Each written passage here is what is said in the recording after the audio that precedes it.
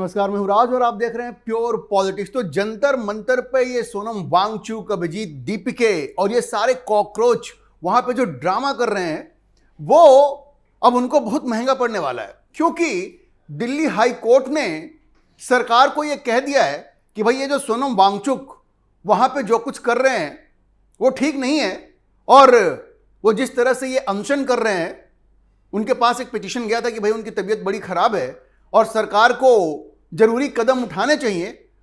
तो देखिए, Delhi high court ने यह कहा है कि भाई सरकार को जो भी जरूरी कदम है वो उठाने चाहिए। और जरूरी कदम क्या हो सकता है? ये सोनम वांगचुक का जो इतिहास रहा है, ये जब भी इस तरह के धरना प्रदर्शन करते हैं तो उसके बाद हिंसा होती है।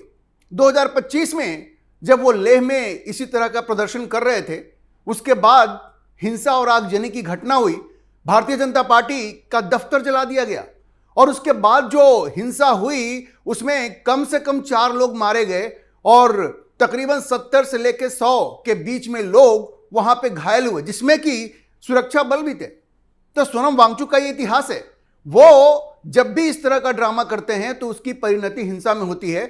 तो जब ये मामला दिल्ली हाईकोर्ट में गया तो दिल्ली हाईकोर्ट ने सरकार को खुली छूट दी है कि भाई एक तो उनके स्वास्थ्य का ख्याल रखा जाए, जो भी जरूरी कदम उठाने हैं वो उठाए जाएं। तो अब देखिए, सरकार के पास अब एक हैंडल है।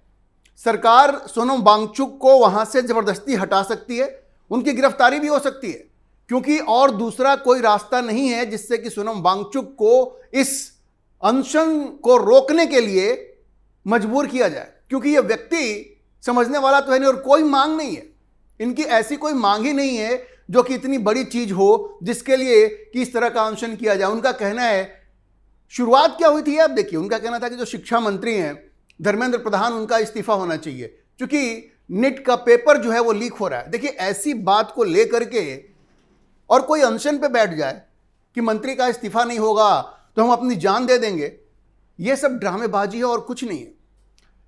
क्या धर्मेंद्र प्रधान का इस्तीफा हो जाने से नीट की जो समस्या है वो दूर हो जाएगी? धर्मेंद्र प्रधान की अगर कोई गलती रही भी है तो वह सिस्टेमिक फेलियर है, वो सिस्टम का फेलियर है। पूरे सिस्टम को चुस्त दुरुस्त करना पड़ेगा। ये धर्मेंद्र प्रधान का इस्तीफा हो जाएगा तो सब कुछ ठीक हो जाएगा, ऐसा नहीं है। आपने देखा होगा, पुणे में एक व्यक्ति पकड़ा गया है जो एनटीए में क्वेश्चन सेटर था और 5 लाख रुपए लेकर के उसने क्वेश्चन लीक कर दिया। तो इसमें मंत्री की कोई सीधे सीधे संलिप्तता तो है नहीं।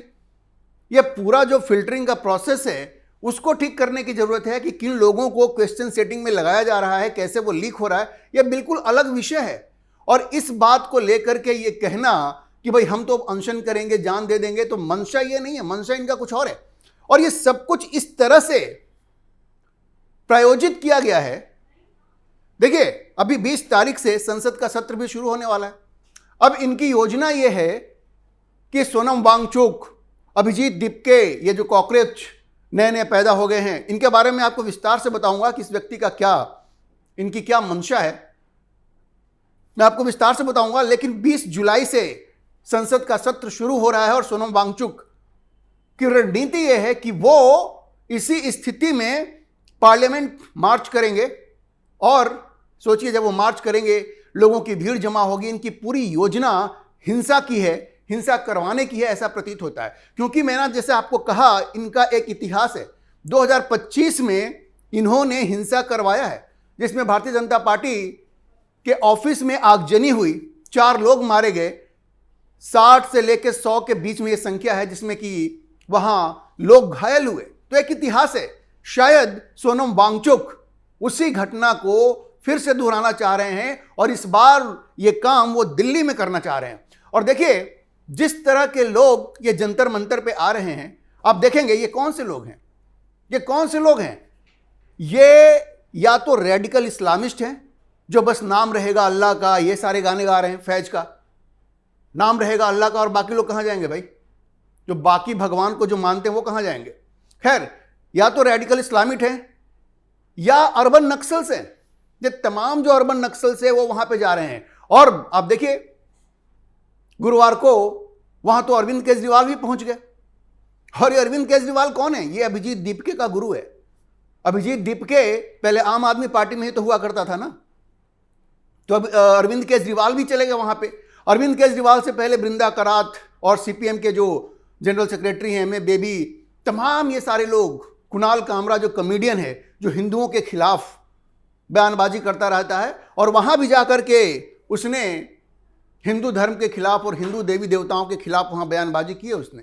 तो इस तरह से जितने भी ये हिंदू विरोधी मानसिकता के लोग हैं, ये जितने भी रेडिकल इस्लामिस्ट हैं, जो जिहादी मानसिकता के लोग हैं, या जो अर्बन नक्सल्स हैं, ये सारे लोग जंतर मंतर पे जाकर के सोनम वांगचुक और अभिजीत दीपके के इस धरना प्रदर्शन को सपोर्ट कर रहे हैं। तो इसका मतलब क्या है? इसका मतलब बड़ा स्पष्ट है कि जो टुकड़े टुकड़े गैंग है वही इस धरना प्रदर्शन के पीछे है, और सोनम वांगचुक तो बस एक मोहरा है, एक मोहरा है। असल मकसद इनका यह है कि जब यह पार्लियामेंट तक मार्च शुरू करेंगे तो रास्ते में हिंसा करने की इनकी योजना हो सकती है, क्योंकि पहले भी इन्होंने ऐसा किया है।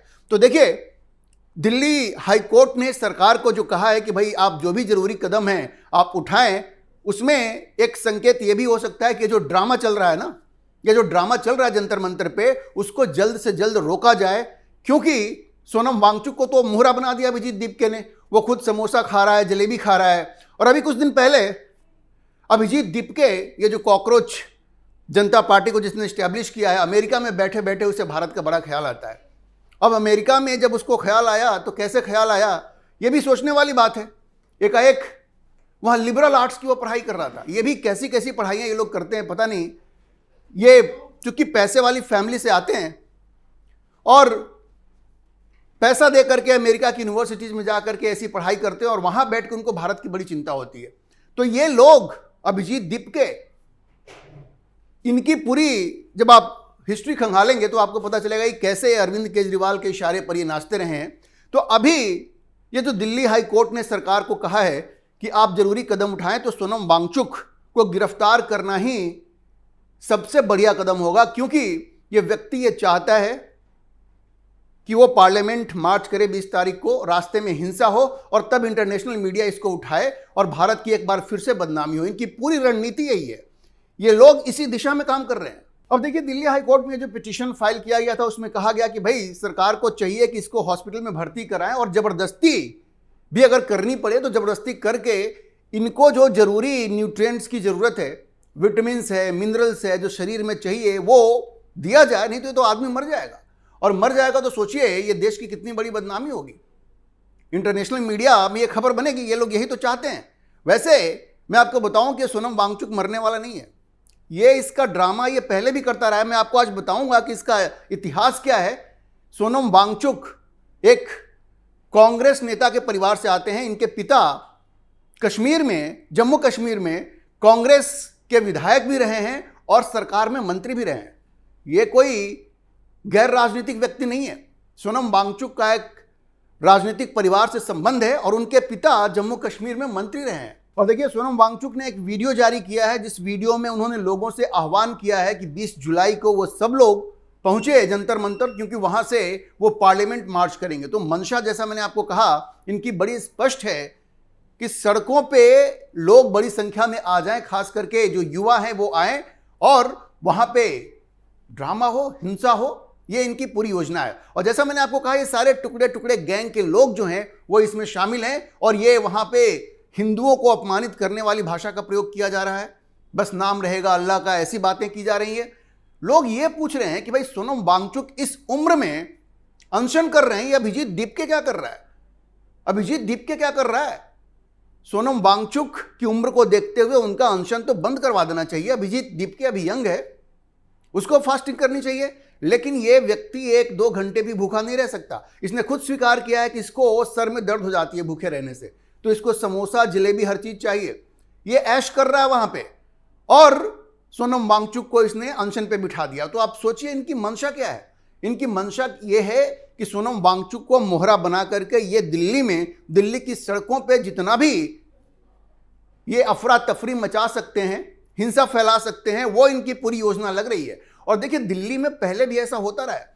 दिल्ली में जब दंगा हुआ था तो याद कीजिए, यही सारे लोग जो सेकुलरिज्म की बात करते हैं, यही सारे लोग जो भारतीय जनता पार्टी को गालियां देते रहते हैं, हिंदुओं को गालियां देते रहते हैं, ये शर्जील इमाम और उमर खालिद जैसे लोग लोकतंत्र के नाम पे, कि लोकतंत्र खतरा में है। आपको याद है ना, CAA के खिलाफ इन लोगों ने क्या कहा था कि ये लोकतंत्र के खिलाफ है। इसलिए इन्होंने जगह जगह धरना प्रदर्शन आयोजित किया जिसमें उमर खालिद, शर्जील इमाम जैसे लोग थे, और उसकी परिणति क्या हुई? दिल्ली में इतना भयंकर हिंसा हुआ, इतने सारे लोग मारे गए। आज वही चीज दोहराई जा रही है। ये लोकतंत्र बचाने के नाम पर और धर्मेंद्र प्रधान के इस्तीफे के नाम पे ये लोग हिंसा फैलाने की साजिश में लगे हुए हैं, ऐसा प्रतीत हो रहा है। और इनकी पूरी योजना दिल्ली को हिंसा की आग में झोंकने की है। इसलिए सोनम वांगचुक की गिरफ्तारी जरूरी है। ये पूरा जो ड्रामा इनका है इसको खत्म करना चाहिए और इनका बिल्कुल तंबू वहां से उखाड़ना चाहिए। सरकार को इस पे एक्शन लेना चाहिए, वरना ये व्यक्ति जो चाहता है अंत में वही करेगा और दिल्ली में फिर से एक बार हिंसा देखने को मिल सकती है। और जैसा मैंने आपको कहा, सोनम वांगचुक का एक राजनीतिक परिवार से इनका संबंध है और इनके पिता जो थे वो सोनम वांग्याल वैसे राजनीति की शुरुआत उन्होंने नेशनल कॉन्फ्रेंस से की। आगे चल करके ये कांग्रेस को इन्होंने ज्वाइन किया। लेह से 1972 में ये विधायक थे। आगे चल करके 1975 में ये जम्मू कश्मीर सरकार में ये मंत्री भी बने और उनकी फैमिली उस वक्त लेह से श्रीनगर आ गई थी। तो आप समझिए कि इनके जो पिता थे सोनल वांगचुक, वो भी धरना प्रदर्शन और अनशन करने के माहिर थे। जी हाँ, उन्होंने अनशन किया था कि शेड्यूल ट्राइब का स्टेटस चाहिए और बाद में इंदिरा गांधी ने उनको ये भरोसा दिलाया था कि शेड्यूल ट्राइब का स्टेटस मिल जाएगा और बाद में मिला भी। तो इनके पिता भी अनशन करने के खिलाड़ी थे और आज उसी रास्ते पे सोनम वांगचुक भी आगे चल रहे हैं। हालांकि इनके पिता को बाद में कांग्रेस से निष्कासित कर दिया गया था एंटी पार्टी एक्टिविटीज की वजह से। गैर पार्टी के खिलाफ काम करने के आरोप में इनके पिता को कांग्रेस से निकाल दिया गया था। लेकिन एक बात मैं आपको बताता हूं, जंतर मंतर पे अनशन चल रहा है, लेकिन आपने एक बात नोटिस की है, कांग्रेस इसमें कोई इंटरेस्ट नहीं दिखा रही है।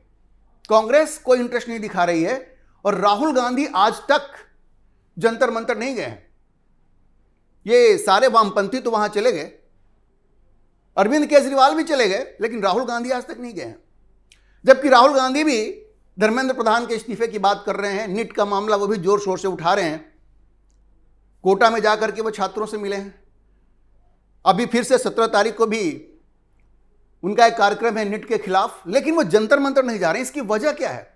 इसकी वजह यह है कि जब राहुल गांधी भारत जोड़ो यात्रा कर रहे थे तो उस वक्त ये जो अभिजीत दीपके है, जो अरविंद केजरीवाल का स्लीपर सेल है, अरविंद केजरीवाल के इशारे पे काम करता है, उसने उस वक्त राहुल गांधी का माखौल उड़ाया था और उसने एक ट्वीट भी किया था जो एक बार फिर से वायरल हो रहा है।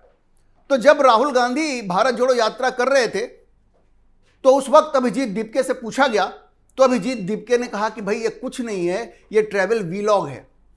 राहुल गांधी के बारे में कहा था कि राहुल गांधी जो भारत जोड़ो यात्रा कर रहे हैं इसमें कोई गंभीरता नहीं है, ये ट्रैवल वीलॉग है। और तब से राहुल गांधी के साथ अभिजीत दीपके के रिश्ते सामान्य नहीं है और राहुल गांधी उनको पसंद नहीं करते। भाई भारत जोड़ो यात्रा एक कोशिश थी राहुल गांधी को रीलॉन्च करने की, वो पता नहीं कितनी बार उनको रीलॉन्च किया जाएगा, लेकिन उस वक्त चूंकि ये अभिजीत दीपके आम आदमी पार्टी से जुड़ा रहा है तो उसने मजाक उड़ाया और कहा कि यार ये सब तो बकवास चीज है, ये क्या है।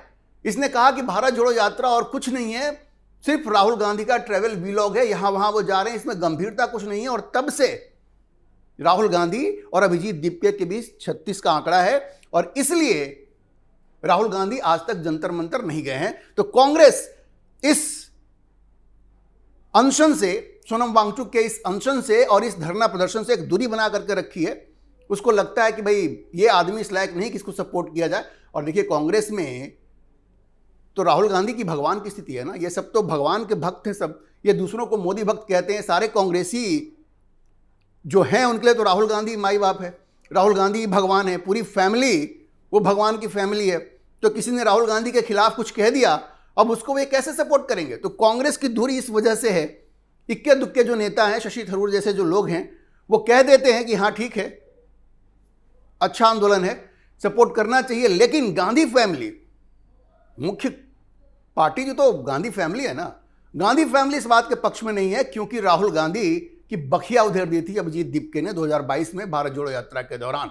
तो यह स्थिति है, अभिजीत दीपके बैठ के अपना समोसा जलेबी खा रहे हैं, सोनम वांगचुक अनशन पे हैं लेकिन दिल्ली हाईकोर्ट ने सरकार को कह दिया है कि भाई जो जरूरी कदम उठाने आप उठाइए, इनको मेडिकल ट्रीटमेंट करवाइए और इनकी जान बचनी चाहिए। तो अगर ये आदमी मेडिकल ट्रीटमेंट लेने से मना करता है तो इसको तो गिरफ्तार करना ही पड़ेगा ना।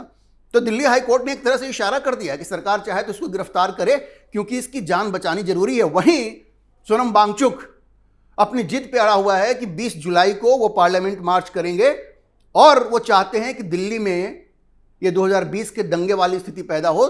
तो इससे पहले कि वो स्थिति आए, सरकार को इंटरवीन करना चाहिए और सोनम वांगचुक और अभिजीत दीपके जैसे लोगों को वहां से गिरफ्तार करके और ये इनका तंबू उखाड़ना चाहिए। एक बात मैं आपको बता दूं, ये अभिजीत दीपके कुछ दिनों पहले दिल्ली पुलिस के एक कांस्टेबल से वहां झगड़ा कर रहा था कि आपने कैमरा क्यों लगाया हुआ है स्टेज पे। तो कैमरे से तुम्हें क्या डर है भाई? क्या छिप छिप के खा रहे हो क्या वहां पे, या सोनम वांगचुक को खिलाने की कोशिश कर रहे हो? ये बड़ा इंपॉर्टेंट है। तो ये इतने बेईमान लोग हैं, इतने बेईमान लोग हैं कि कैमरे से डर रहे हैं, दिल्ली पुलिस के कैमरे से डर रहे हैं कि इनको खाते हुए पकड़ सकता है। तो इन लोगों का बढ़िया इलाज होना चाहिए और सरकार को बिना कोई देरी किए हुए सोनम वांगचुक को गिरफ्तार करना चाहिए, इससे पहले कि 20 जुलाई को वो कोई हंगामा खड़ा करे और दिल्ली की सड़कों पे हिंसा हो। एहतियातन सरकार को यह कदम उठाना चाहिए, इसकी सख्त जरूरत है। अभी के लिए इतना ही। हम इस खबर पर नजर बनाए रखेंगे और आपको अपडेट करते रहेंगे। इस विषय पर आप क्या सोचते हैं, अपनी राय कमेंट बॉक्स में जरूर लिखें। और अगर आपको वीडियो पसंद आया हो तो आप इसे लाइक करें, शेयर करें और हमारे चैनल को सब्सक्राइब जरूर करें।